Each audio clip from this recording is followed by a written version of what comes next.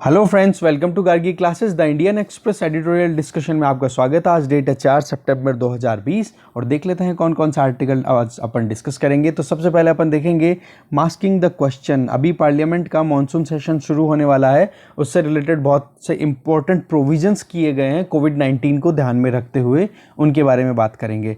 दूसरा आर्टिकल अपन देखेंगे virus alert.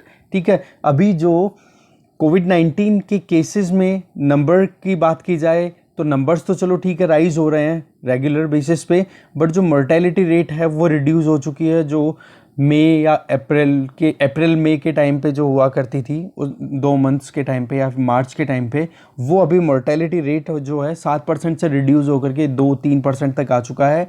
तो एक तो वो चीज़ देख रहे हैं, और साथ में क्या क्या वजह हैं जिनकी वजह से मोर्टेलिटी रेट रिड्यूस होती हुई दिखाई दे रही है इंडिया में और ऑल ओवर वर्ल्ड, वो देखेंगे अपन। तीसरा आर्टिकल अपन देखेंगे ओपन कैंपस चैलेंज, जो अभी नेशनल एजुकेशन पॉलिसी 2020 आई है, जिसमें इंटरनेशनलाइजेशन ऑफ हायर एजुकेशन की बात की गई है, जिसमें इंटरनेशनल इंस्टीट्यूशंस आकर के यहाँ पर अपने खुद के कैंपस लॉन्च कर सकते हैं, कोलैबोरेशन में काम कर सकते हैं, इंडियन जो लोकल जो भी फैसिलिटी है हायर एजुकेशन की उनके साथ मिलके।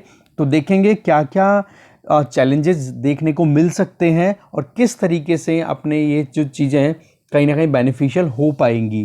ठीक है, तीसरा आर्टिकल अपन देखेंगे the road from the temple. इसमें थोड़ा सा अपने को थोड़ा सा फिल्टर करना पड़ेगा, क्योंकि यहाँ से अपने को जो इंपॉर्टेंट आइडियाज़ है वो पिक करने की कोशिश करेंगे, क्योंकि जो चीज़ें अपने आंसर राइटिंग में या कहीं पर अपने आंसर में काम आए वो चीज़ें देखो काम की होती है। कई बार क्या होता है, कुछ सेक्युलर या फिर कुछ रेडिकल टर्म्स अगर आ जाती हैं तो उन टर्म्स को हमें एलिमिनेट करने की ज़रूरत होती है, वो करेंगे। पांचवा जो आर्टिकल है वो है challenge at home from abroad.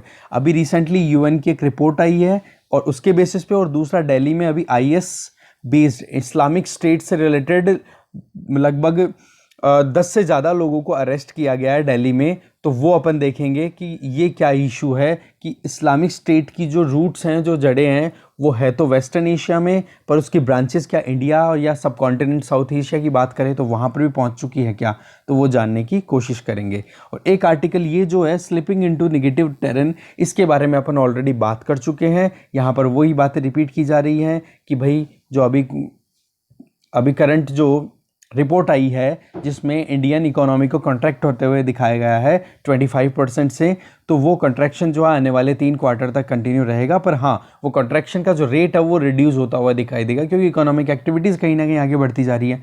तो यहाँ पर 2-3 चीज़ें जो बताई जा रही है वो मैं आपको आउटलाइन कर देता हूँ। देखो, एक तो ये बता रहे हैं कि मैन्युफैक्चरिंग सेक्टर जो है वो कहीं ना कहीं रिवाइवल देखेगा। रीज़न बीइंग क्योंकि अब धीरे धीरे लोग वही माइग्रेशन, रिवर्स माइग्रेशन जो था वो वापस माइग्रेशन में कन्वर्ट हो चुका है, लोग फिर से अपने कामों पे आने लग गए हैं। पर वही बात है, अभी थोड़ा सा कंस्ट्रक्शन एक्टिविटी और जो भी डिमांड वाला सेक्टर है ना, डिमांड वाला जो फैक्टर है, डिमांड थोड़ी कम पड़ रही है, उसको रिवाइवल की ज़रूरत है। तो गवर्नमेंट को यहाँ पर आगे स्टेप फॉरवर्ड करना पड़ेगा, कैपिटल एक्सपेंडिचर इंक्रीज़ करना पड़ेगा। और कैपेक्स मतलब कैपिटल एक्सपेंडिचर जब इंक्रीज़ होगा तो इंफ्रास्ट्रक्चर भी डेवलप होगा, और जिसके बेसिस पे डिमांड भी बनेगी, सप्लाई भी बनेगी। तो साइकिल में एक जो इम्पल्स की ज़रूरत है इकोनॉमिक साइकिल में, वो गवर्नमेंट को देनी चाहिए। वो सारी चीज़ें अपन ने ऑलरेडी डिस्कस कर ली है, तो वो रिपीट करने से कोई फ़ायदा नहीं है, बट आप ये आर्टिकल पढ़ लोगे तो थोड़ा सा रिवीजन हो जाएगा, राइट। ये इधर जो आर्टिकल है, ये वाला आर्टिकल है साइंस ऑफ आर्मर। अभी जो कोविड-19 वैक्सीन के ऊपर जो एक रेस लगी हुई है उससे रिलेटेड है, जिसमें ऑक्सफोर्ड यूनिवर्सिटी बेस एक वैक्सीन कैंडिडेट है और 2 अदर वैक्सीन है। इंडिया में टोटल 3 कैंडिडेट्स का ट्रायल चल रहा है। तो यहाँ पे ये बताया जा रहा है इंपॉर्टेंट चीज़ कि वैक्सीन जल्दी से जल्दी डेवलप होने में भी कम से कम अभी थोड़ा टाइम और लगेगा। 3rd फेज़ ऑफ ट्रायल चल रहा है, और 3rd फेज़ ऑफ ट्रायल के बाद में यहाँ पर एक चीज़ सजेस्ट की जा रही है इस आर्टिकल में कि भाई आपके पास में अगर 2 से 3 वैक्सीन कैंडिडेट अगर सक्सेसफुल हो जाता है ना, तो उन सारे सक्सेसफुल कैंडिडेट्स को आप एक तरीके से फाइनल करो, एक मिला करके उनको मिक्स करके, जिससे कि अगर बहुत ज़्यादा वेरिएंट्स को भी हमें ट्रीट करना पड़े, इस कोविड-19 वायरस को ट्रीट करना पड़े, तो उनको इजीली ट्रीट किया जा सके। साथ में जो फेज़ 3 का ट्रायल है वो यूएस में भी चल रहा है, इंडिया में भी चल रहा है, ब्राज़ील में भी चल रहा है। जो वर्ल्ड के 3 मोस्ट इफेक्टेड या अफेक्टेड कंट्रीज़ हैं उनमें ये ट्रायल चल रहा है। तो कहीं ना कहीं एक जो सैंपल जो लिया गया है, सैंपल बेस, वो ब्रॉड है। तो जब भी वैक्सीन आए तो उसका एक ब्रॉडर पर्सपेक्टिव के बेसिस पे डेवलपमेंट होना चाहिए, ये चीज़ यहाँ पे बताई जा रही है। तो ये आर्टिकल भी आप पढ़ सकते हो। तो चलिए स्टार्ट करते हैं, जो 5 आर्टिकल मेन पिक किए हैं मैंने। देखो, सबसे पहला है मास्किंग द क्वेश्चन।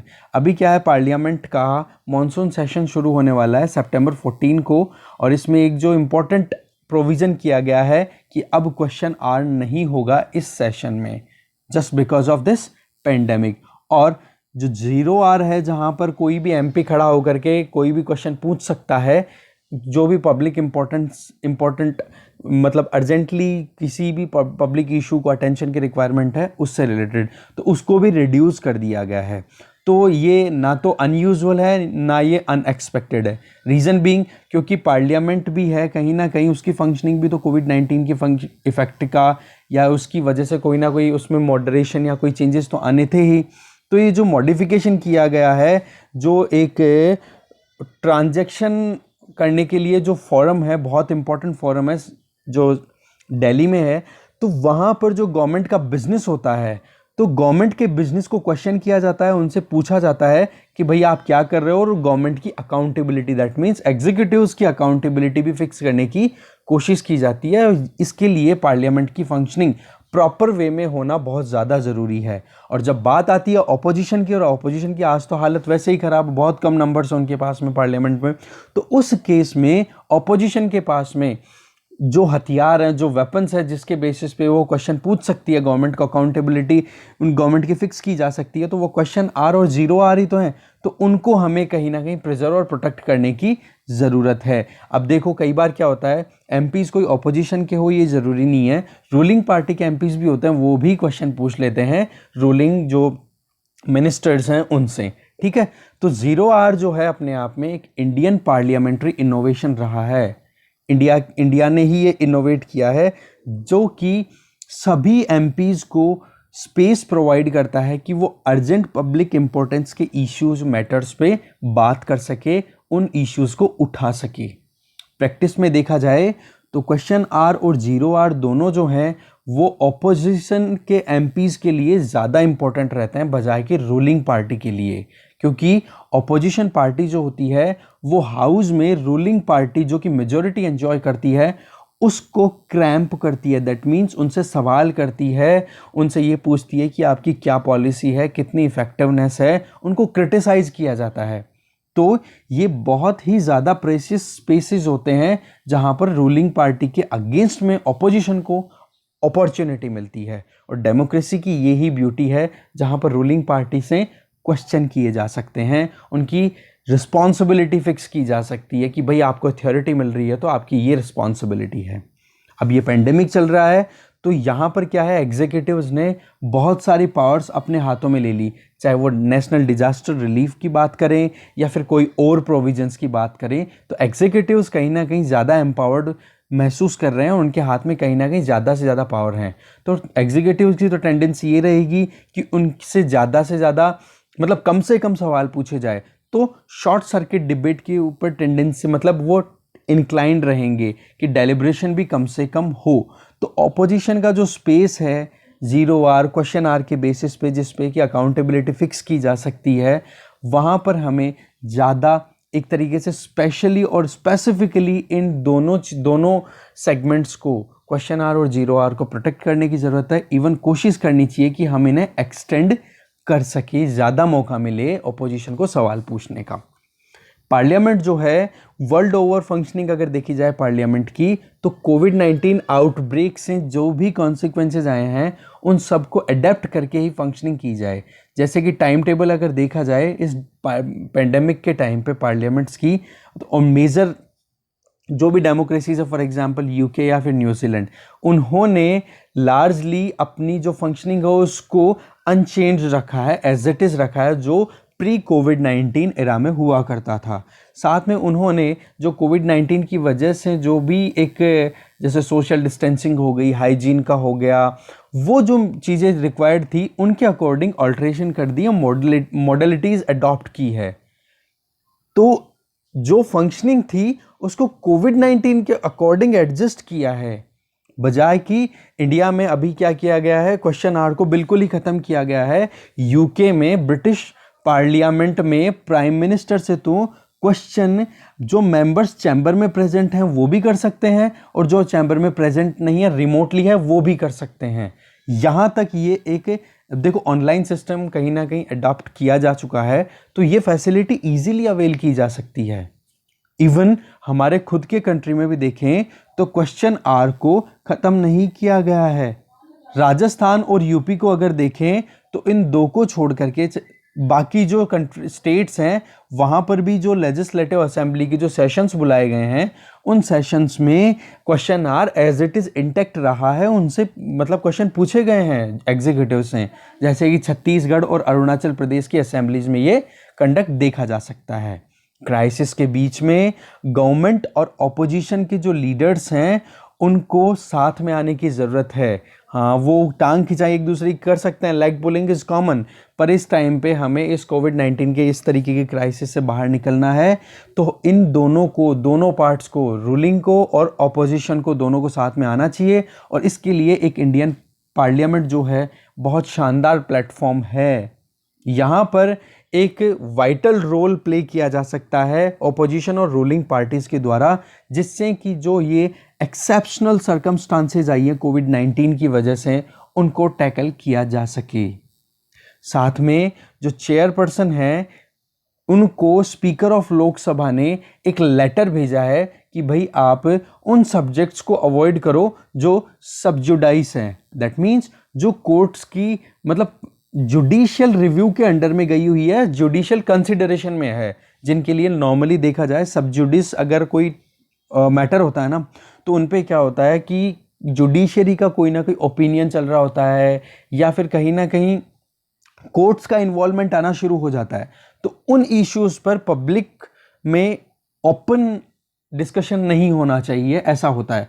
तो स्पीकर ऑफ लोकसभा ने भी ऐसा ही लेटर दिया है डिफरेंट स्टैंडिंग कमिटीज़ को कि भाई, उनके चेयरमैन को कि भाई आप यहाँ पर, चेयरपर्सन्स को, कि आप अपने यहाँ पर सबजुडिस जो भी मैटर हो उनके ऊपर डिबेट मत होने दो। तो ये क्या है, अपने आप में एक सेल्फ इम्पोज्ड रेस्ट्रिक्शन होती है हाउस की।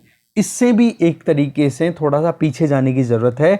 इसमें भी ये जो सबजुडिस रूल जो है, ये हमेशा से सुप्रीम पावर होती है कि अगर स्पीकर ने ये चीज़ बोल दी तो उन सब्जेक्ट्स को अवॉइड किया जाएगा, क्योंकि अल्टीमेटली जो प्रिजाइडिंग ऑफिसर होता है वही तो डेकोरम को मेंटेन करने की कोशिश करता है पूरे हाउस में। अपन देखते हैं जब भी राज्यसभा या लोकसभा के सेशन को, तो उन चीज़ों में भी कहीं ना कहीं अपने को खुद को रिस्ट्रेन रखने की ज़रूरत है, जिससे कि पार्लियामेंट की फंक्शनिंग को और एक्सप्लोर किया जा सके और ब्रॉडर किया जा सके।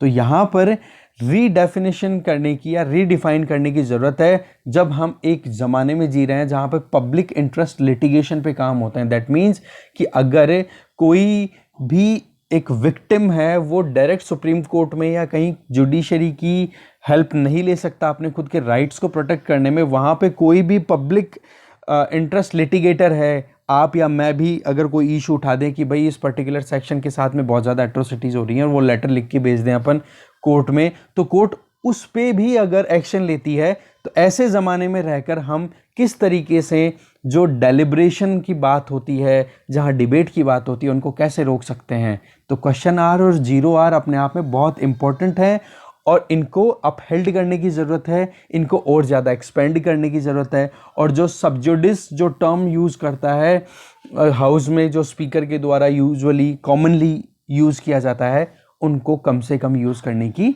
ज़रूरत है। साथ में हमें ये भी देखने की ज़रूरत है कि जहाँ पे स्टैंडिंग कमेटीज़ की जो डेलिब्रेशन होती है, जैसे अपन ने कल ही एक आर्टिकल डिस्कस किया था जिसमें शशि थरूर और साथ में जो दुबे जी बीजेपी के, उनके बीच में कॉन्फ्लिक्ट था उसको लेकर के, तो अपन देखा था कॉन्फिडेंशियल होती है जो कमेटीज़ की मीटिंग। तो अपने को इस क्राइसिस के टाइम पे तो और ज़्यादा ट्रांसपेरेंसी लाने की ज़रूरत है, यहाँ पर ये बात कही जा रही है आर्टिकल के द्वारा। नेक्स्ट आर्टिकल है that is open campus challenge. ठीक है, इसमें चैलेंज क्या आएगा वो देखेंगे। ये आर्टिकल लिखा हुआ है अनामिका के द्वारा। देखते हैं, नेशनल एजुकेशन पॉलिसी 2020 जो अनाउंस की गई लास्ट वीक ऑफ जुलाई में, ये एक प्रोलॉन्ग्ड कंसल्टेशन और डेलिब्रेशन का रिजल्ट था। जैसे कि अपन ने देखा के कस्तूरीरंगन और TSR सुब्रमण्यम कमेटी के बेसिस पे, रिकमेंडेशन के बेसिस पे ये ultimately national education policy establish या लॉन्च की गई है। इसका ये जो डिबेट और डिस्कशन है ये अभी और बढ़ेगा धीरे धीरे जैसे जैसे टाइम बढ़ेगा। और इसमें जो सबसे इंपॉर्टेंट सेगमेंट निकल के आ रहा है वो है internationalization of higher education in India, जिस पे स्कॉलरली अटेंशन ज़्यादा दिया जाएगा, ज़्यादा फोकस पे रहने वाली है। इसका सबसे इंपॉर्टेंट रीज़न क्या है, वो ये कि आज इंडिया में 1.5 मिलियन स्कूल्स हैं, तो 40,000 कॉलेजेस हैं, तो 720 से ज़्यादा यूनिवर्सिटीज़ हैं इंडिया में। इंडिया वर्ल्ड का सेकंड लार्जेस्ट एजुकेशन सिस्टम है आफ्टर चाइना। तो इस तरीके से इंडिया जो है अपने आप में बहुत इंपॉर्टेंट हो जाता है एजुकेशन सेगमेंट या एजुकेशन सिस्टम को देखें तो। दूसरी तरफ देखें तो इंडिया जो है वो मासिफिकेशन ऑफ हायर एजुकेशन, मतलब बहुत ज़्यादा ग्रोस एनरोलमेंट देखा जा रहा है और वो इंक्रीज हो रहा है फास्ट पेस पे। ठीक है, कितना 26.3% तो अभी तक गेन किया जा चुका है हायर एजुकेशन में एनरोलमेंट को देखा जाए। तो ये जो एनरोलमेंट में इंक्रीमेंट है ना, ये कहीं ना कहीं इंडिया की जो एजुकेशन सिस्टम है उसको ल्यूक्रेटिव डेस्टिनेशन बनाते हैं, अट्रैक्ट करते हैं फॉरेन यूनिवर्सिटीज़ को अपनी तरफ। और रही सही में ये जो नेशनल एजुकेशन पॉलिसी आई है जो खुद एनविसाज करती है internationalization of higher education in India, तो उस केस में ज़्यादा अट्रैक्शन बनता है। तो जब इंटरनेशनलाइजेशन के आइडिया की बात की जाती है वो भी हायर एजुकेशन में, तो उसके लिए कुछ इंपॉर्टेंट मोबिलिटीज़ पे ध्यान दिया जाता है, क्योंकि अगर दूसरे कंट्रीज से इंपॉर्टेंट या फिर इंटरनेशनल वर्ल्ड क्लास यूनिवर्सिटीज़ अगर उठ के इंडिया में आएंगी तो मोबिलिटी तो ज़रूरी है कि किस तरीके से ईजीली एफिशिएंटली अगर वो इंस्टीट्यूशन आ सकते हैं, वो फैसिलिटी अवेल होती है इंडिया में तो ही तो वो आएंगी। तो वो मोबिलिटीज़ कौन कौन सी हैं? स्टूडेंट्स, कि इंडिया के स्टूडेंट आउट ऑफ इंडिया कैसे जा सकते हैं और आउट ऑफ इंडिया से जो स्टूडेंट्स हैं वो इंडिया में कैसे आ सकते हैं। दूसरा, फैकल्टी मेंबर्स, जो फैकल्टीज़ हैं वो भी तो एक जगह से दूसरी जगह जाती रहती है। इंडियन फैकल्टीज़ हैं वो यूएस में पढ़ाती है, यूएस फैकल्टीज़ हैं उनको एक्सपर्टाइज बेसिस इंडिया में लेक्चर लेने के लिए बुलाया जाता है। ऐसे ही प्रोग्राम की मोबिलिटी, कि कौन कौन से प्रोग्राम, जैसे यूएसए में लॉन्च हुआ था एमबीए जो है मास्टर ऑफ बिजनेस एडमिनिस्ट्रेशन, वो जो सिस्टम है एमबीए वाला वो शुरू किया गया था यूएसए में और आज इंडिया में भी वो कोर्सेज चल रहे हैं। तो प्रोग्राम मोबिलाइजेशन भी इंपॉर्टेंट होता है। इसी तरीके से इंस्टीट्यूशंस का भी मोबाइल होना अब कंट्रीज के अक्रॉस। तो जो नेशनल एजुकेशन पॉलिसी है वो दो टाइप की मोबिलिटी को बिल्कुल क्लियरली डिफाइन करती है, जो पहले से थोड़ी वेग थी, स्टूडेंट और फैकल्टी मोबिलिटी। तो स्टूडेंट और फैकल्टी मोबिलिटी जब क्लियर होती है तो इंटरनेशनलाइजेशन की तरफ एक और कदम बढ़ाया हुआ देख सकते हैं, जो कि फॉरेन यूनिवर्सिटीज़ को अपनी तरफ अट्रैक्ट करने के लिए बहुत इंपॉर्टेंट होता है। ऐसा नहीं है कि फॉरेन यूनिवर्सिटीज़ के लिए ये जो पहली बार ही एक अपॉर्चुनिटी मिली है, इससे पहले भी इंस्टीट्यूशंस को फॉरेन इंस्टीट्यूशंस से कोलैबोरेट करने के लिए गवर्नमेंट ऑफ इंडिया ने अलाउ किया था। जैसे कि 2015 में ज्ञान करके एक स्कीम शुरू की थी मिनिस्ट्री ऑफ एचआरडी ने, और ज्ञान का फुल फॉर्म क्या है? Global initiative of academic network. उसके अंडर में क्या था, जो कंट्री की हायर एजुकेशन इंस्टीट्यूशंस थे उनको अलाउ किया गया था कि आप वर्ल्ड क्लास स्कॉलर्स को, साइंटिस्ट को, रिसर्चर्स को आप यहाँ पे इनवाइट करो। तो इसके अंडर में 1500 कोर्सेज को शुरू किया गया था, वो कंप्लीट भी हो चुके हैं इंडियन हायर एजुकेशन इंस्टीट्यूशंस में with the collaboration of international faculty members. ठीक है, तो ये कोई नया प्रोविजन नहीं है, इस तरीके की चीजें पहले भी हो चुकी है। ऐसे ही 2018 में एक स्कीम हो रही थी, जिस स्कीम में उसका नाम था scheme for promotion of academic and research collaboration. ठीक है, इसमें टारगेट ये था कि जॉइंट रिसर्च को प्रमोट करना, जिसमें कि कोलैबोरेशन होगा, जो कि क्वैकरली सिमॉन्स करके क्यूएस जो रैंकिंग होती है इंटरनेशनल हायर एजुकेशन इंस्टीट्यूशंस की, उनकी जो टॉप 500 इंस्टीट्यूशंस हैं उनके साथ में कोलैबोरेट करना, जिससे कि जॉइंट रिसर्च की जा सके। उसी साल 2018 में एक स्टडी इन इंडिया प्रोग्राम भी शुरू किया गया था, जिसमें 30 एशियन और अफ्रीकन कंट्रीज को आइडेंटिफाई किया गया था, जो आज 42 हो चुके हैं, 42 हो चुके हैं, कि उन 42 कंट्रीज से जो मेरिटोरियस स्टूडेंट्स हैं उनको इंडिया में लाया जाए और इंडिया की जो नेशनल इंस्टीट्यूट रैंकिंग फ्रेमवर्क जो है उसमें जो 100 टॉप 100 जो इंस्टीट्यूशंस हैं वहाँ पर उनको एजुकेशन दिलाया जाए। तो कहने का मतलब इंडिया का जो हायर एजुकेशन सिस्टम है उसका इंटरनेशनलाइजेशन तो प्रीवियस 2015 से अपन कंटिन्यू देख सकते हैं, जिसमें बहुत से कदम उठाए जा सके, जिसमें 3 स्कीम तो अपन ऑलरेडी देख चुके हैं। तो जो ये नेशनल एजुकेशन पॉलिसी है ये भी एम कर रही है कि जो क्यूएस क्वैकरली सिमंड्स की जो top 100 rank world ranking universities हैं उनको इंडिया में लाया जाए कि आप हमारे यहाँ पे कैंपस खोल सकते हो। तो फॉरेन यूनिवर्सिटीज जो हैं उनके लिए कहीं ना कहीं एक अपॉर्चुनिटी है, और ये इंडिया के अंदर भी एक, कहते हैं ना कि इकोनॉमिक लिबरलाइजेशन तो 30 साल पहले हो गया था, बट अब एजुकेशन लिबरलाइजेशन भी होना जरूरी था। ठीक है, तो फॉरेन यूनिवर्सिटी नए नए प्रोग्राम्स लेके आएंगी और इंस्टीट्यूशनल मोबिलिटी भी अपन यहाँ पे इंश्योर करने की बात कर रहे हैं। अब होता क्या है, जब फॉरेन यूनिवर्सिटीज इंडिया में आती है तो 2 व्यूज निकल के आते हैं, एक तो ये जो फेवर करते हैं, एक ये जो कंसर्न शो करते हैं। तो पहले तो देख लेते हैं फेवर करने वाले क्या आर्ग्यूमेंट देते हैं कि जो इंडियन स्टूडेंट्स बहुत मेरिटोरियस है, पढ़ना चाहते हैं, आगे बढ़ना चाहते हैं, बट वो अफोर्ड नहीं कर सकते फॉरेन जाना, तो उनके लिए एक ये अपॉर्चुनिटी होगी जहां पर माइग्रेशन को रिड्यूस किया जाएगा। क्यों? क्योंकि फॉरेन यूनिवर्सिटीज ही घर पे आ चुकी हैं तो वो यहां पर पढ़ लेंगी। दूसरा जो आर्ग्यूमेंट होता है फेवर में कि जो फॉरेन यूनिवर्सिटीज यहां पे कैंपस खोलेंगी तो अपने साथ में एडवांस नॉलेज आएगा, टेक्नोलॉजी एडवांसमेंट आएगा, और इनोवेटिव पेडागोजी बेसिस यहाँ पर एजुकेशन प्रोवाइड की जाएगी हमारे खुद के देश में, और नए स्टैंडर्ड्स फिक्स किए जाएंगे हायर एजुकेशन के लिए। इससे क्या होगा, इंडियन इंस्टीट्यूशंस की जो परफॉर्मेंस है वो भी इम्प्रूव होगी, उनको भी एक कंपटीशन का सामना करना पड़ेगा, तो उनको भी अच्छे से परफॉर्म करना पड़ेगा, तो अच्छा रहेगा इंडियन हायर एजुकेशन के लिए। अगर देखें तो जो कॉशियस हैं, जो कंसर्न शो करते हैं, वो ये कहते हैं कि भाई अगर इंटरनेशनल इंस्टीट्यूशन इंडिया में आके इन्वेस्ट करेंगे, कैंपस खोलेंगे, तो कॉस्ट ऑफ एजुकेशन है वो बहुत ज़्यादा बढ़ जाएगी। जो ऑलरेडी एग्जिस्टिंग डिस्पैरिटीज हैं कि अमीर के बच्चे अच्छे इंस्टीट्यूशन में पढ़ पा रहे हैं, गरीब के नहीं पढ़ पा रहे हैं, तो वो जो गैप है वो और ज़्यादा वाइड हो जाएगा।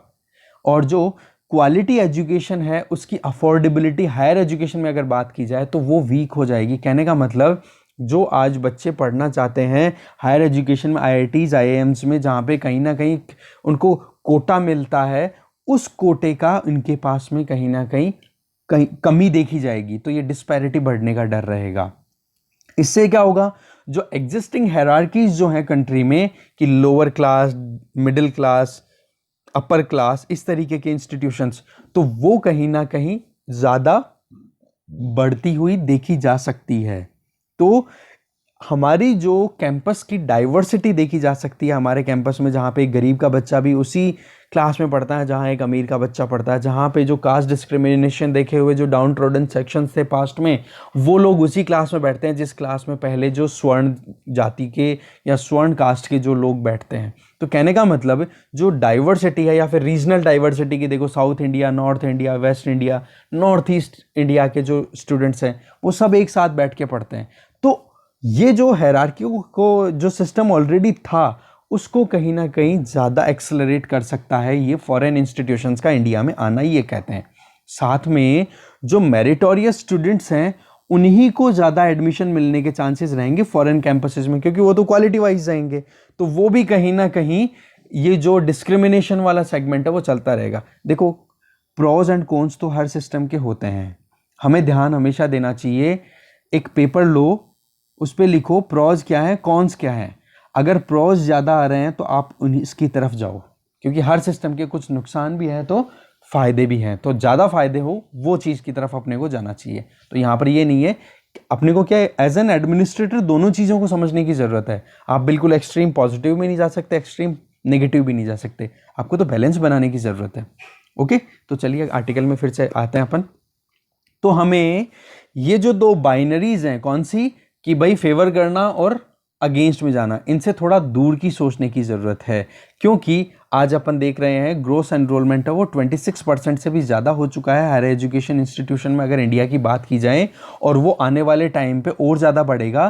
तो ज़्यादा इंस्टीट्यूशंस की डिमांड है। दैट मीन्स अब प्रीवियस आर्टिकल्स में अपन ने बहुत बार बात की है कि हमारे यहाँ पर एजुकेशन की डिमांड तो है पर सप्लाई कम है, तो सप्लाई भी तो करनी पड़ेगी। तो अगर फॉरेन यूनिवर्सिटी जो टॉप 100 क्यूएस वर्ल्ड रैंकिंग में आती हैं, उनको अगर हम यहाँ पे लेके आएंगे तो क्वालिटी इंस्टीट्यूशन भी तो आएंगे, तो ये क्वालिटी की डिमांड भी पूरी करेगी और ये जो number of gross enrolment increase हो रहा है उसकी डिमांड भी पूरी करेंगी। तो इसमें Indian institution foreign higher educational institutions के साथ में जब कोलैबोरेट करेंगे तो इंडियन इंस्टीट्यूशन को भी तो एक्सपोजर मिलेगा ग्लोबल इंटेलेक्चुअल रिसोर्सेज के लिए। ठीक है, आज के 30 साल पहले इंडियन इकोनॉमी ओपन हो गई थी, तो ये फॉरेन यूनिवर्सिटीज को अट्रैक्ट करना ये ज्यादा कोई दूर की बात नहीं थी, ये इनएविटेबल था, अपरिहार्य था, इसको हटाया नहीं जा सकता, ये आनी ही थी। तो इंडियन हायर एजुकेशन की अगर बात की जाए तो ऑलरेडी ऑफशोर कैंपसेस चल रहे हैं दुबई में। ठीक है, जैसे बिट्स दुबई है वहां पे, तो इस तरीके से इंडियन इंस्टीट्यूशन तो पहले से चल रहे हैं।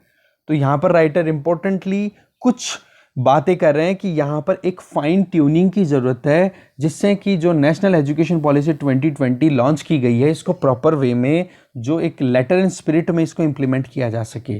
तो जो कुछ चैलेंजेस हैं उनको हमें एड्रेस करने की जरूरत है। पहला चैलेंज, हमें जो स्कोप है इसको वाइडन करने की जरूरत है इंटरनेशनलाइजेशन से। ठीक है, कि जो स्कोप है इंटरनेशनलाइजेशन का उसे और बढ़ाना है। दूसरा चैलेंज जो है, जो वर्ल्ड क्लास इंस्टीट्यूशन जब आते हैं, इसी फर्स्ट में बोल रहा हूं मैं, सॉरी, वर्ल्ड क्लास इंस्टीट्यूशन जब आएंगे तो हमारे यहां पर फोकस क्या कर रहे हैं, वर्ल्ड की जो QS quarterly Simmons rank world ranking जो स्कीम है उसके अंडर में जिन इंस्टीट्यूशन को टॉप 100 में रखा गया हम उन्हीं को अपॉर्चुनिटी दे रहे हैं। तो बढ़िया इंस्टीट्यूशन जो इस रैंकिंग में है ही नहीं, for example Max Planck institute, वो उनको तो अपॉर्चुनिटी नहीं दे रहे हैं, क्योंकि मैक्स प्लैंक इंस्टीट्यूट जो है वो इस रैंकिंग में पार्टिसिपेट नहीं करता।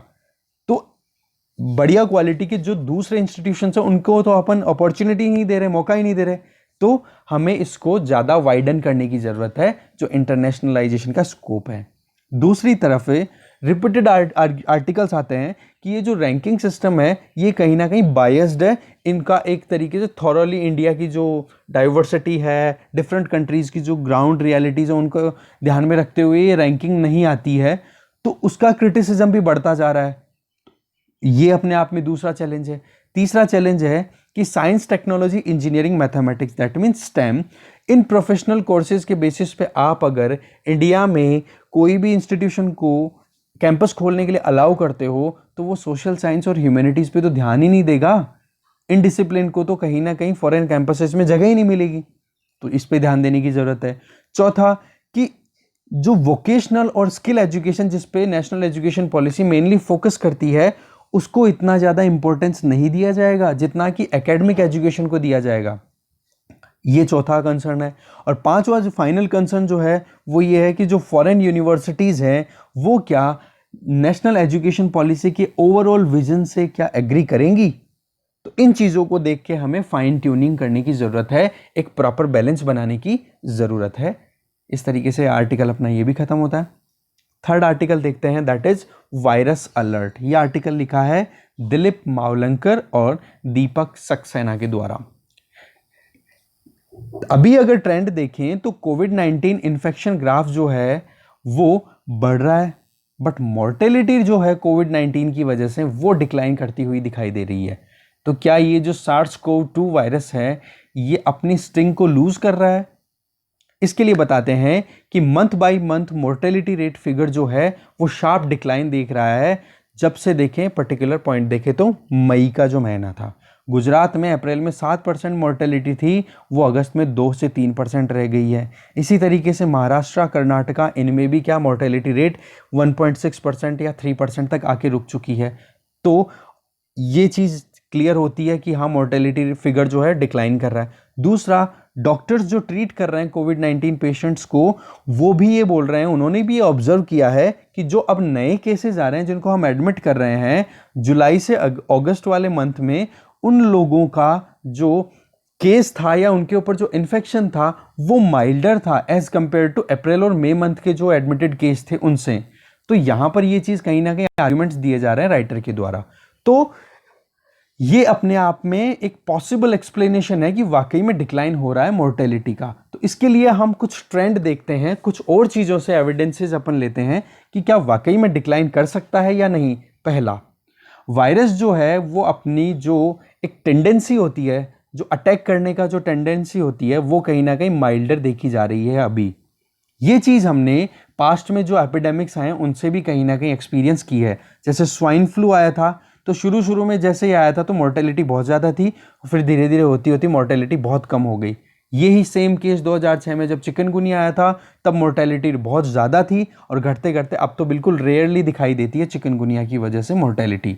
तो ये दोनों भी, ये भी तो वायरल डिजीज ही थी। साथ में अगर सेकेंड एक्सप्लेनेशन की बात करें तो नए इन्फेक्टियस जो डिजीज आती हैं तो उसमें क्या होता है, शुरुआत जैसे कोविड-19 आया तो कोई तैयारी नहीं थी, कोई प्रिपरेशन नहीं थी, ना कोई इस वायरस की क्लिनिकल प्रोफाइल थी प्रॉपर तैयार की हुई कि ये इस वायरस का क्या स्ट्रेन है, क्या इसका एटीट्यूड है, किस तरीके से ट्रीट किया जा सकता है। पर जैसे जैसे टाइम बीता तो बाद के टाइम पे नए नए मॉडल्स आ गए कि किस तरीके से ट्रीट किया जा सकता है। इंटरनेशनल एक्सपीरियंसेस शेयर होने लग गए, एक्सचेंज होने लग गए आइडियाज़ के। तो उसके बाद में क्या हुआ, जो ऑक्सीजन का जो ऑक्सीजन सप्लाई की, क्योंकि इसमें क्या प्रॉब्लम होती है, सांस की रेस्पिरेटरी सिस्टम पे ही ज़्यादा प्रॉब्लम आती है इसमें, जो कोविड-19 का इन्फेक्शन होता है। तो वेंटिलेटर्स की फैसिलिटी आ गई, आईसीयूज़ की पोजीशन और ज़्यादा बेटर हो चुकी है, और जो एंटीवायरल ड्रग्स हैं जैसे कि कॉर्टिकोस्टेरॉइड्स, एंटी कोगुलेंट और रेमडेसिविर, ऐसे करके ये जो एंटीवायरल ड्रग्स हैं इनका यूज़ भी अब सही तरीके से होने लग गया। और जो क्लिनिशियंस हैं, जो डॉक्टर्स हैं, उनके पास में भी आज बहुत ज़्यादा नॉलेज है, स्किल है कि कैसे कोविड-19 के जो सीवियर सिम्टम्स वाले पेशेंट आते हैं उनको मैनेज कैसे कर सकते हैं। तो कहने का मतलब आज facility wise, physical facility wise, skill facility wise, और एक तरीके से ओवरऑल वायरस की जो स्टडी है, क्लिनिकल प्रोफाइल है, उसकी स्टडी पॉइंट ऑफ व्यू से वो सारा आज देखें तो अपन बेटर कंडीशन में है। तो ये भी कहीं ना कहीं एक साइन शो करता है कि हाँ, डिक्लाइनिंग की तरफ अपन जा रहे हैं और बेटर परफॉर्मेंस आ रही है आज हेल्थ सिस्टम की ऑल ओवर वर्ल्ड। ठीक है, एविडेंसेस जो हैं उन पे बेस्ड ही गाइडलाइंस बनाई जा रही है। एक चीज मैं यहाँ पे बताना भूल गया आपको, ये जो 3 मेडिसिन है ना, इनका नाम ऐसे कैसे याद रखना आप, क्योंकि क्वेश्चन आ जाता है भाई कि कॉर्टिकोस्टेरॉइड्स, एंटी कोगुलेंट और रेमडेसिविर, ये नाम रिसेंटली न्यूज में थे, क्या है ये? तो एंटीवायरल ड्रग्स हैं, इंपॉर्टेंट है ये। चलो वापस आते हैं आर्टिकल में। ठीक है, होता क्या है कि अभी जो गाइडलाइंस बनाई जा रही है वो हमेशा एविडेंस बेस्ड थी। पहले तो एविडेंस ही नहीं थे, कोविड-19 आया ही जनवरी में है इंडिया में, तो अगर गाइडलाइन कहाँ से बनेगी? तो अभी क्या है, एक्सपीरियंस है, एविडेंसेस है, उन पे बेस्ड गाइडलाइंस बन रही है। तो through out country in patient care जो है वहां पर यूनिफॉर्मली ट्रीट किया जा रहा है उनको। ठीक है, प्राइवेट सेक्टर को भी एंगेज किया जा रहा है, उनकी भी पार्टिसिपेशन को इंक्रीज किया गया है। टेस्टिंग जो फैसिलिटी थी वो भी बहुत बढ़ चुकी है। क्वारंटीन के लिए जो लोगों में अवेयरनेस होनी चाहिए, या फिर जो आइसोलेशन का जो सेगमेंट है जिसकी वजह से जो ट्रांसमिशन चेन है कोविड-19 वायरस की उसको तोड़ा जा सके, वो भी कहीं ना कहीं अच्छे लेवल पे काम कर रहा है। डिटेक्शन जो हो रहा है वो अर्ली स्टेज पे हो रहा है, जिससे कि शुरुआत में ही इस ट्रांसमिशन चेन को ब्रेक किया जा सके। तो इन सारी चीज़ों को देखें तो कहीं ना कहीं अच्छी परफॉर्मेंस निकल के आ रही है। तीसरा देखें जो कि बहुत इंपॉर्टेंट है कि पेशेंट और कम्युनिटी जो है वो अपने आप में बहुत मोटिवेटेड है कि अगर थोड़ा सा भी सिम्टम आता है तो वो डॉक्टर या हॉस्पिटल को जल्दी से जल्दी इन्फॉर्म कर देते हैं और वहाँ पहुँच जाते हैं। तो ये जो अवेयरनेस जनरेट हुई है जो कि अपने आप में बहुत इंपॉर्टेंट रोल प्ले करती है। देखो, कम्युनिटी अगर अवेयर होती है ना तो फिर बाद में किसी भी चीज़ को टैकल करना इतना परेशानी नहीं होती। फॉर एग्जांपल टेररिज्म को भी अगर अपन डिस्कस करेंगे नेक्स्ट आर्टिकल में तो वहाँ पर भी यही चीज़ देखेंगे। ठीक है, तो नए नॉर्म्स आए हैं जैसे मास्क यूज़ करना, हैंड सैनिटाइज करना, हैंड वॉश करना, सोशल डिस्टेंसिंग, ये जिससे रिलेटेड जो अवेयरनेस है वो भी कम्युनिटी में बहुत अच्छे से देखी गई है और वाइड स्प्रेड टेस्टिंग की गई है और उसकी एक्सेसिबिलिटी भी इंश्योर की गई है कि कोई अगर टेस्टिंग वॉलंटरीली कराना चाहे तो इजीली कराई जा सके।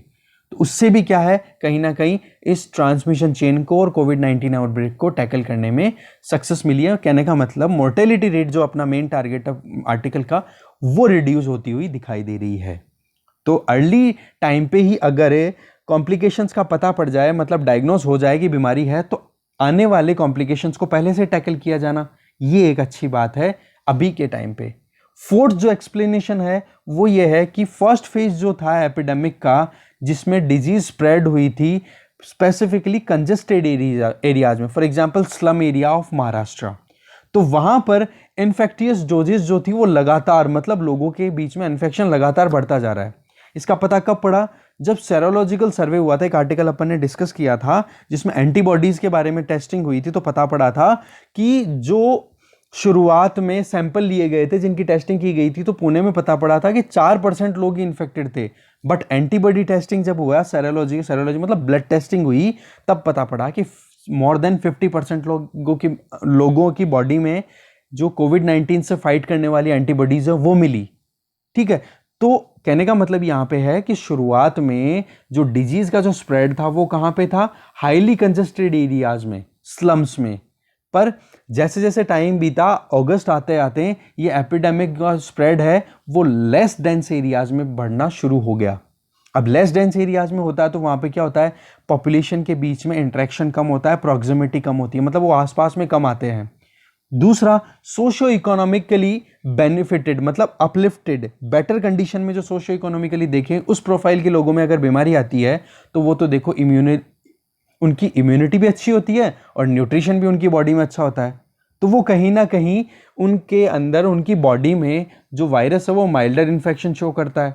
अब माइल्डर इन्फेक्शन शो करता है और अगर कॉन्टैक्ट, एक फ्रीक्वेंट कांटेक्ट नहीं होता उन लोगों के बीच में, क्योंकि यहाँ पे तो हाईली कंजेस्टेड था, तो यहाँ पे लोग बहुत ज़्यादा कांटेक्ट में थे तो ज़्यादा इन्फेक्शन फैला था।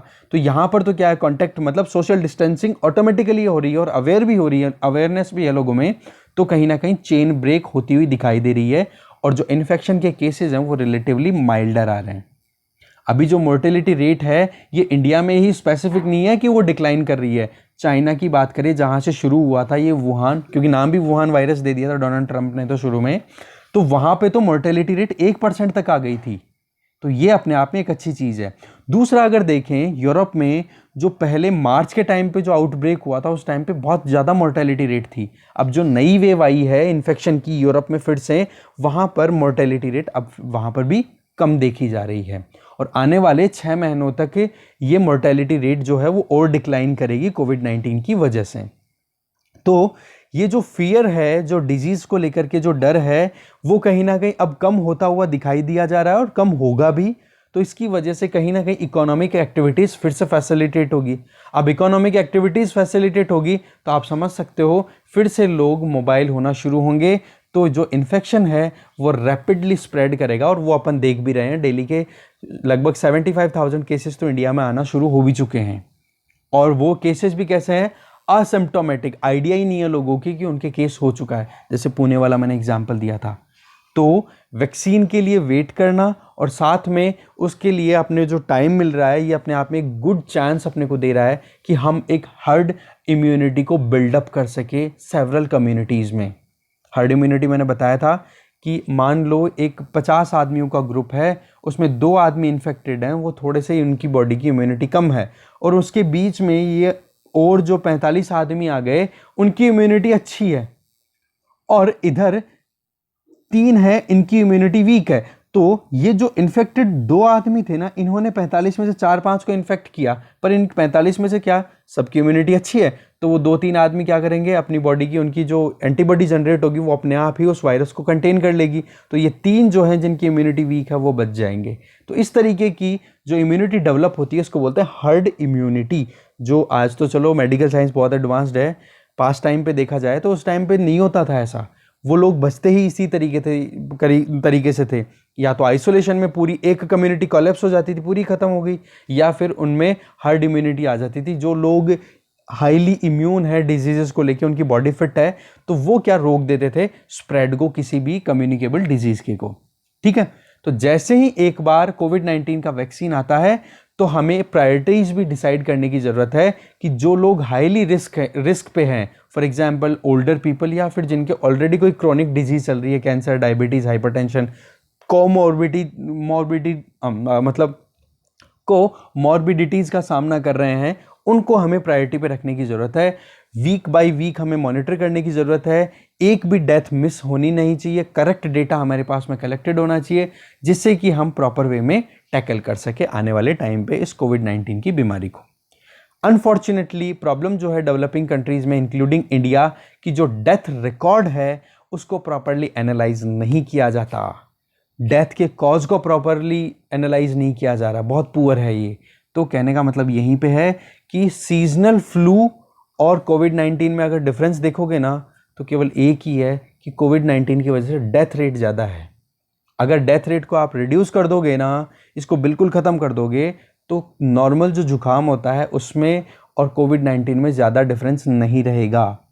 तो हमें ज़रूरत है कि हम लॉन्ग टर्म स्टडीज़ पे ध्यान दें और देखें ये कि कोविड-19 आउटब्रेक की वजह से फ्यूचर पे क्या इम्पैक्ट होगा, उनके लिए हमें प्रॉपर मेजर्स लेने की ज़रूरत है।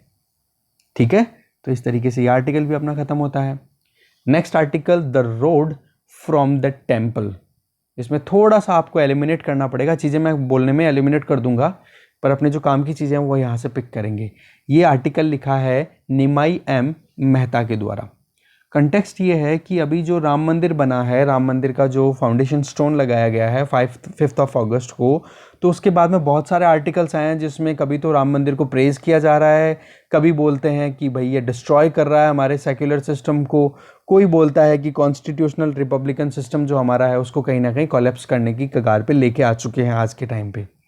तो ये जो पोलराइजेशन है इसने बहुत हीट क्रिएट की है, और एक ऑर्डिनरी इंडियन है उसके जो खुद के रियल कंसर्न्स है ना, उनको जहाँ पे एड्रेस करने की ज़रूरत है, उस रिस्पॉन्सिबिलिटी से जो वाकई में एग्जीक्यूटिव्स रिस्पॉन्सिबल है उन चीज़ों को एड्रेस करना, जैसे गरीबी हो गई, बीमारी का बढ़ना हो गया, या फिर एजुकेशन का कम होना, या फिर हेल्थ सिस्टम का वीक होना, उन चीज़ों से कहीं ना कहीं अपनी रिस्पॉन्सिबिलिटी से इवेड होता हुआ दिखाई दिया है। कहने का मतलब डिबेट होना शुरू हो गया केवल राम मंदिर पे, और बाकी जो मेन इश्यूज थे वो डाइल्यूट होते हुए दिखाई दिए हैं।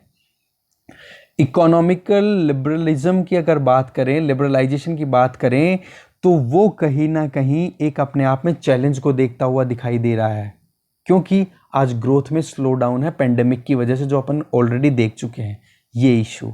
दूसरा, पब्लिक सेक्टर को हमें श्रिंक करने की ज़रूरत है, क्योंकि पब्लिक सेक्टर अगर इंक्रीज होता है तो वहाँ पर एक अनहेल्दी डिपेंडेंसी आ जाती है, क्योंकि सिटीजन्स फिर ये देखते हैं कि गवर्नमेंट कर रही है ना, आज गवर्नमेंट ने ही सारा काम किया है। अगर देखें, गवर्नमेंट ने बहुत सारी पावर सेंट्रलाइज कर लिया अपने हाथों में, तो उन चीज़ों को अपने हमें काउंटर करने की ज़रूरत है। लेजिस्लेचर में जो क्रिमिनल्स की एंट्री हो रही है लगातार बढ़ती जा रही है, मोर देन 40% आज एमपीज जो लोकसभा में हैं उनके अगेंस्ट क्रिमिनल प्रोसीडिंग्स चल रही है, या फिर कहीं ना कहीं इनिशियल या कोई ना कोई स्टेज पे है। उस चीज़ को एड्रेस करना, कास्ट डिस्क्रिमिनेशन वाला सिस्टम है उसको पॉलिटिसाइज कर देना, और जो स्टेट ऑफ एजुकेशन और हेल्थ है वो बहुत पुअर कंडीशन में है, उसको ध्यान देना, और लोकल अथॉरिटीज़ को एम्पावर करने की जो बात है वो, ये इंपॉर्टेंट इश्यूज हैं, इनको तो कहीं ना कहीं साइड में रख दिया, और राम मंदिर, सेक्युलरिज्म, इनके ऊपर बातें ज़्यादा होने लग गई है। आज अयोध्या जो है ये केवल एक सिंबल नहीं है, इससे भी ज़्यादा है। बताया ये जा रहा है कि ये केवल डिस्ट्रक्टिव है, जबकि हमें यहाँ पर ज़रूरत है कि एक मिडिल ग्राउंड, मिडिल पाथ अपन ड्रॉ करें, जहाँ पर एक तरफ भारतीय ट्रेडिशन है तो दूसरी तरफ हमें इंडियन रिपब्लिक की जो कॉन्स्टिट्यूशनल फाउंडेशन है उनके बीच में प्रॉपर बैलेंस बनाने की ज़रूरत है। तो कहने का मतलब हमें हमारे ट्रेडिशंस को भी मेंटेन रखना है, तो हमारी कॉन्स्टिट्यूशनल फाउंडेशनल वैल्यूज़ को भी अपहेल्ड करना है, इसके बीच में हमें बैलेंस बनाने की ज़रूरत है। अयोध्या का जो वर्डिक्ट है ये पोस्ट इंडिपेंडेंस इंडिया में बहुत क्रूशियल और टर्निंग पॉइंट रहेगा, क्योंकि कांग्रेस का कोलैप्स भी इसी टाइम पे देखा जा रहा है, क्योंकि अपने आप में कांग्रेस बहुत बड़ी पार्टी रही है, और वो धीरे धीरे आते टाइम पे अब बैक टू बैक दो जो जनरल इलेक्शंस हुए हैं उन दोनों इलेक्शंस में कांग्रेस को 40, 45, 50 सीट्स मिल रही हैं, तो वो कोलैप्स देखा जा रहा है। तो कांग्रेस ने जो एक सोशलिज्म का आइडिया दिया था वो कहीं ना कहीं इल कंसीव्ड दिखाई दे रहा है, कि प्रॉपर वे में अच्छी स्टडीज़ के बेस में या फिर जो ग्राउंड रियलिटीज़ थी उनको ध्यान में रखते हुए सोशलिज्म का जो मॉडल था वो नहीं लाया गया था। महात्मा गांधी ने भी इसी चीज़ को ध्यान में रखते हुए कहा था कि हमें इंडिया के धार्मिक ट्रेडिशन की तरफ ध्यान देना पड़ेगा। तो ये जो महात्मा गांधी जी की जो बात थी वो, और ये जो सेक्युलरिज्म और सोशलिज्म का जो ट्रेंड आया, उसकी वजह से एक एथिकल वैक्यूम क्रिएट हो गया। क्योंकि यहाँ पर जो धार्मिक ट्रेडिशन है उसको अब अपन समझेंगे कि किस तरीके से ये वैक्यूम क्रिएट हुआ। और इस वैक्यूम ने क्या है, धीरे धीरे टाइम के साथ में हमारे डेमोक्रेटिक इंस्टीट्यूशंस को भी वीक कर दिया है, और जिस वजह से आज कहीं ना कहीं सारी चीज़ों का जो चैलेंजेस अपन ने डिस्कस किए प्रीवियस स्लाइड पे, वो अभी भी बने हुए हैं, जो शुरुआत में इंडिया जब इंडिपेंडेंट हुआ था तब से एज इट इज़, मतलब इंटैक्ट हैं वो। तो अगर जेन्युइन कॉन्स्टिट्यूशनल करेक्शन की बात करें तो हमें रियल रिफॉर्म्स की तरफ जाने की ज़रूरत है, और उन रियल रिफॉर्म्स की तरफ जाएंगे तभी हम सस्टेनेबल प्रोग्रेस को इंश्योर कर पाएंगे। इसके लिए फर्स्ट स्टेप जो होगा वो होगा हमें हमारे सिस्टम में, हमारा जो कॉन्स्टिट्यूशन है वहाँ से सेक्युलर और सोशलिस्ट वर्ड जो 1976 में 42nd कॉन्स्टिट्यूशनल अमेंडमेंट के अंडर में ऐड ऑन किए गए थे उनको हटाने की ज़रूरत है। क्योंकि जो सेक्युलर और सोशलिस्ट जो टर्म थे, इस टर्मिनोलॉजी के लिए तो B.R. अम्बेडकर जी ने भी स्ट्रांगली अपना ऑब्जेक्शन रखा था कि भाई इनको इंसर्ट मत करो। हमें हमारी फिर से ओरिजिनल डेफिनेशन की तरफ जाने की ज़रूरत है, जो थी सोवरेन डेमोक्रेटिक रिपब्लिक। प्रीएम्बल देखना आप, वहाँ पे है ये चीज़, ठीक है। तो ये जो करेक्शन होगा ये कहीं ना कहीं हमारे जो बेसिक प्रिंसिपल्स हैं, राम राज्य, स्वराज्य और स्वधर्म, जो कि महात्मा गांधी ने दिए थे, उनकी तरफ जाने की तरफ एक कदम होगा। जो इंडियन थिंकर्स हैं, जो कि इंडिपेंडेंस से पहले जो काम किया करते थे, उन्होंने भी इस चीज़ पे विश्वास रखा था कि इंडियन स्टेट का जो नेचर है, उसका जो रिलेशनशिप है इंडियन स्टेट का सिटीजन्स के साथ में, वो हमारा किन पे टिका हुआ है, राम राज्य, स्वराज्य, स्वधर्म। तो यहाँ पे आप राम राज्य जो टर्म है उसको अपन इलेबोरेट करेंगे। आंसर में तो चलो आप डायरेक्ट नहीं लिख सकते हो, पर स्वराज्य और स्वधर्म को तो आप लिख सकते हो एज इट इज। कैसे, वो मैं बताता हूँ। देखो, रिटर्न टू द प्रिंसिपल, अगर प्रिंसिपल्स पे आते हैं और ऑर्डिनरी इंडियंस को अगर अपन ध्यान रखें तो हमें कहीं ना कहीं ये जो पॉलिटिक्स चल रही है ना, पॉलिटिकल इंटरेस्ट को लेकर के जो पोलराइजेशन अभी तक एक्सट्रीम लेवल तक पहुंच चुका है, उसको हमें अवॉइड करना पड़ेगा। एक कॉमन मैन को इन सारे इश्यूज से भी दूर सोचना पड़ेगा। अगर राम राज्य की बात की जाए तो राम राज्य एक उपनिषदिक आइडियल है जिसमें एक इंडिविजुअल सेल्फ गवर्नेंस की बात की जाती है। स्वराज्य है तो उसकी गाइड होती है, उसको गाइड किया जाता है स्वधर्म और अहिंसा से। ये है यहां पर राम राज्य का और स्वराज्य का डेफिनेशन। ये इंडियन सोसाइटी एस्पायर करती है। गांधी जी के लिए राम राज्य और स्वराज्य दोनों सेम ही थे।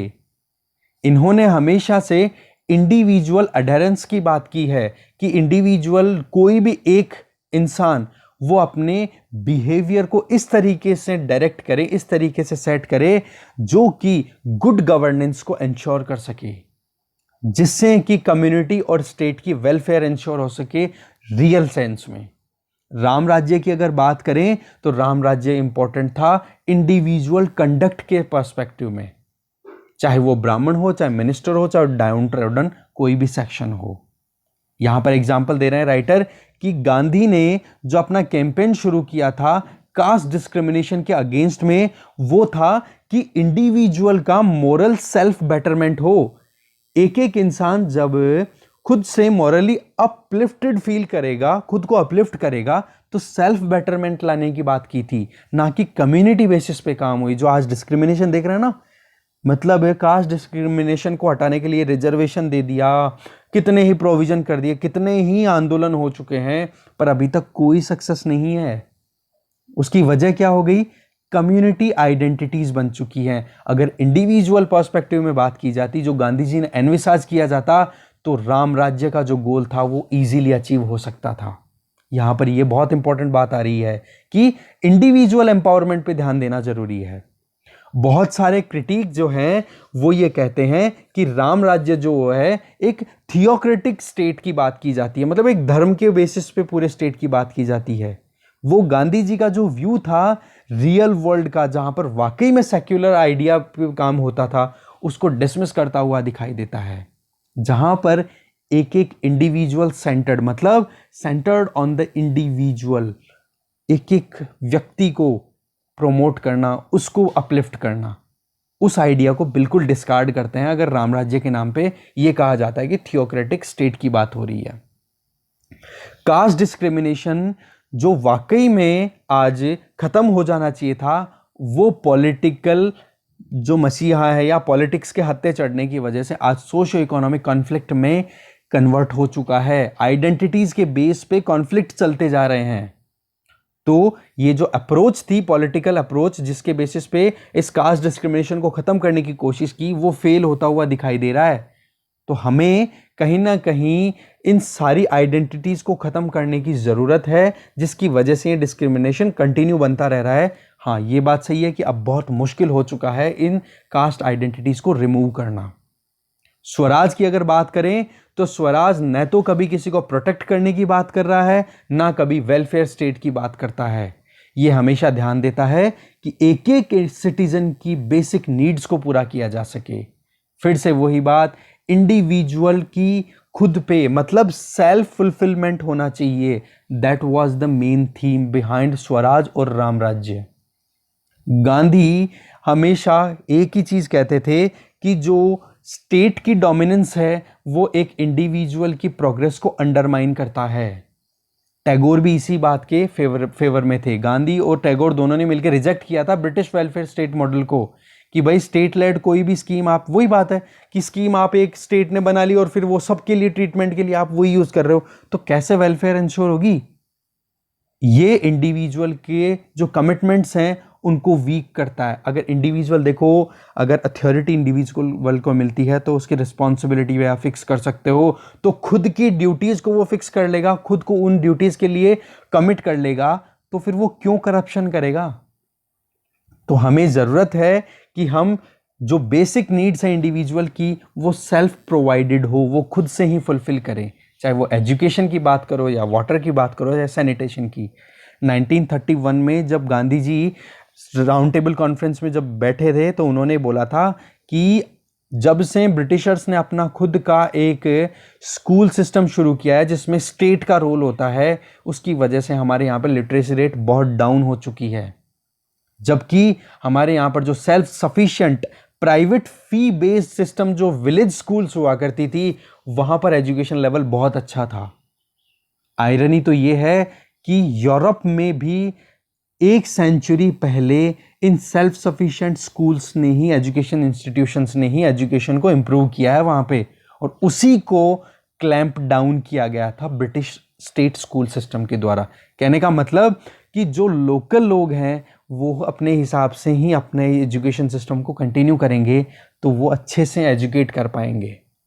लिटरेट नहीं, लिटरेसी और एजुकेशन में जो डिफरेंस है वो समझने वाली बात है इस आर्टिकल में। तो अगर स्वराज्य को अगर अपन अप होल्ड करना चाहते हैं तो हमें गरीबों का साथ देना होगा, ना कि उनको हैंडीकैप करें। हमें मीनिंगफुल एजुकेशन सिस्टम की तरफ ज्यादा जाने की जरूरत है, पुअर्स का ध्यान देने की जरूरत है।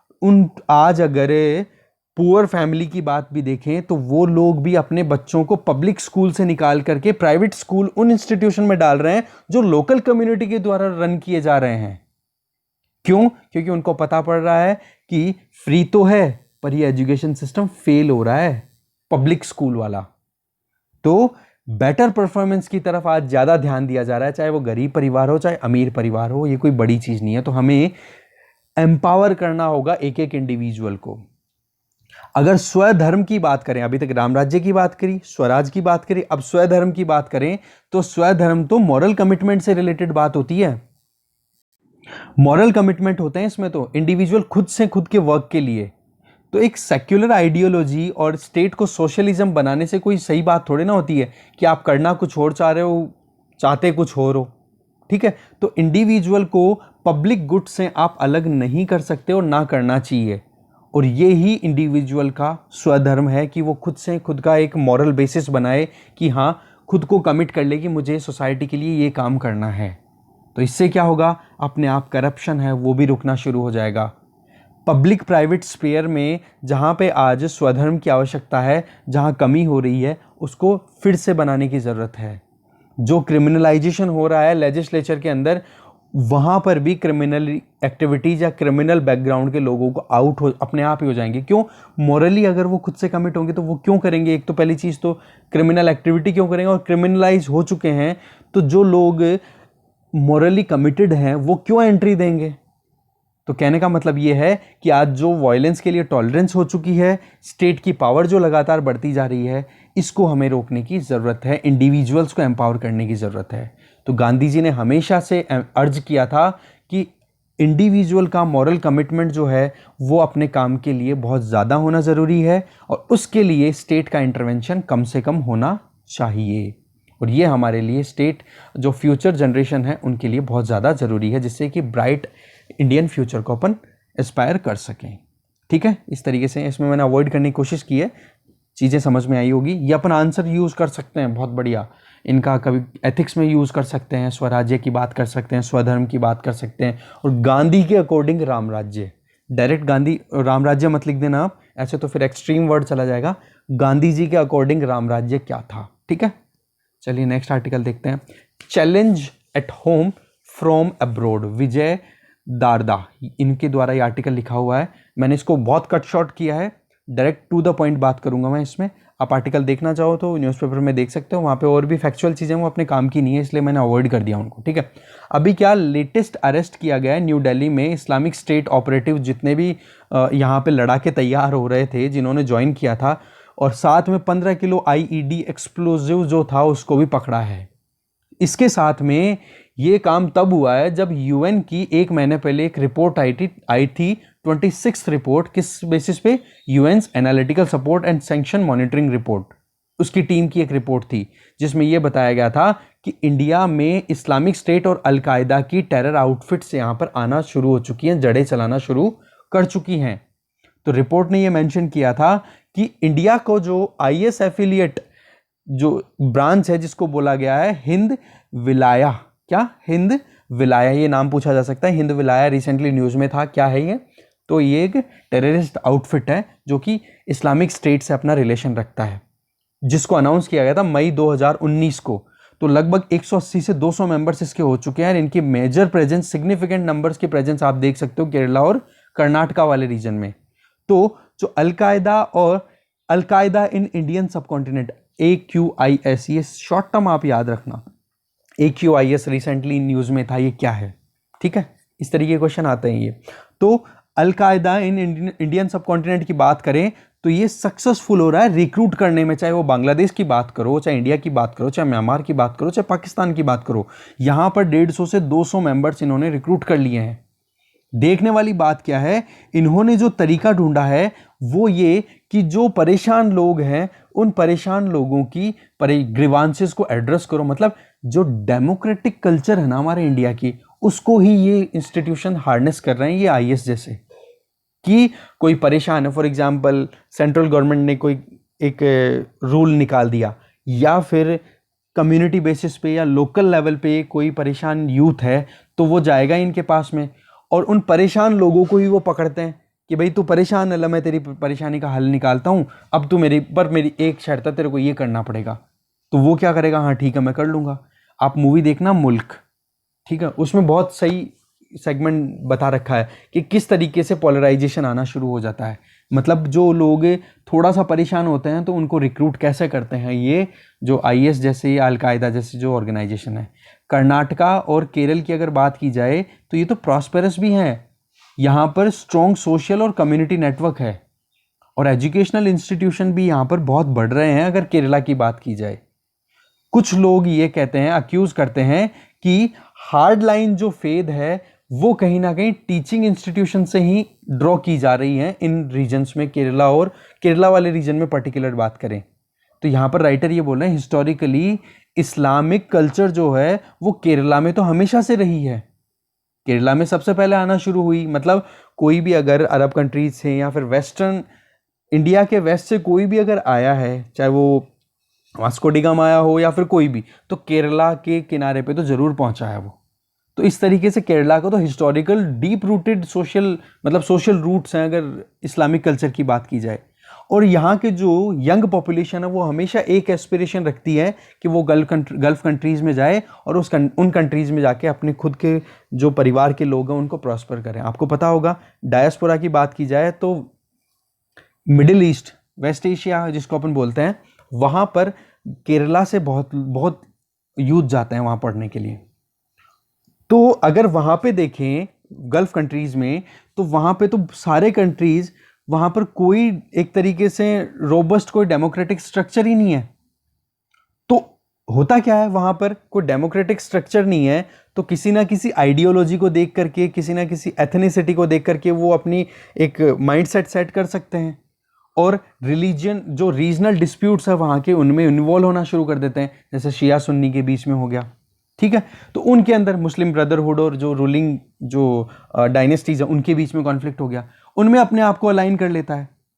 तो कहने का मतलब ये है कि जो इंडिया का कनेक्शन है, चाहे वो अफगानिस्तान में अटैक से लेके देखें या फिर कहीं और अटैक हो रहे हैं, तो एक नैरेटिव निकल के आ रहा है कि इंडिया में भी कहीं ना कहीं स्कोप है कि इंडिया भी रेडिकलाइजेशन का शिकार बन सकता है। ये एक नैरेटिव बनता जा रहा है धीरे धीरे, और इसी नैरेटिव का आईएस जो है, इस्लामिक स्टेट है, इसी जो कम्युनल फॉल्ट का कहीं ना कहीं उसको ग्रैब करने, ये एक अपॉर्चुनिटी की तरह कंसिडर करके उसको ग्रैब कर रहा है। तो इस चैलेंज को हमें काउंटर करने की ज़रूरत है। ये कम्युनल फॉल्ट जो आ रहा है उसके हमें कंट्रोल करने की ज़रूरत है, और साथ में जो डिप्लोमेटिक चैलेंजेज हैं हमारे, कैसे जो डायस्पोरा हमारा जा रहा है गल्फ कंट्रीज़ में, तो उन कंट्रीज़ के साथ में हमें अच्छे रिलेशंस बनाए, वैसे तो इम्प्रूव हुए हैं, तो रेडिकल एलिमेंट्स को हमें कंट्रोल करने की ज़रूरत है। उसके लिए क्या करना पड़ेगा, देखो जो डायस्पोरा पूरा जा रहा है उसके साथ में हम डीप कल्चरल एंगेजमेंट करें, उनके साथ में इंस्टीट्यूशनल बॉन्डिंग को इंक्रीज करें कि भाई आपका घर इंडिया है तो इंडिया के बारे में भी आप सोचो। जब एक कम्युनिटी को कॉन्फिडेंस में ले लेंगे ना, तो उसके बाद में अगर कोई रेडिकल एलिमेंट तैयार भी होता है ना, तो उस पोटेंशियल थ्रेट को हम हटा सकते हैं, मार्जिनलाइज कर सकते हैं कम्युनिटी, उसी कम्युनिटी का यूज़ करके। कहने का मतलब कम्युनल फॉल्ट्स को हमें एड्रेस करने की ज़रूरत है, उनको हटाने की ज़रूरत है, जिससे कि ये प्रॉब्लम जो है टेररिज्म की, जिसमें आईएस की जो ब्रांचेस हैं या फिर जो रिक्रूटमेंट प्रोसेस है अलकायदा का या फिर इस्लामिक स्टेट का, इंडिया में हम रोक सके ग्राउंड लेवल पे। ठीक है, तो इस तरीके से लास्ट में एक ही चीज़ बोलती है कि हमें, आर्टिकल ये बोलता है कि जो इंटेलिजेंस सिस्टम है उसको स्ट्रेंथन करने की ज़रूरत है, जो कि बेटर इंफॉर्मेशन शेयरिंग इंश्योर कर सके बिटवीन डिफरेंट नेशंस, और जो लॉ एनफोर्समेंट एजेंसीज हैं उनको ये चीज़ बिल्कुल ध्यान रखनी चाहिए, चाहे कोई भी हो, कोई भी किसी भी तरीके से इन रेडिकल मतलब स्टेप्स को एग्जीक्यूट करता है तो उनको इक्वली ट्रीट किया जाए।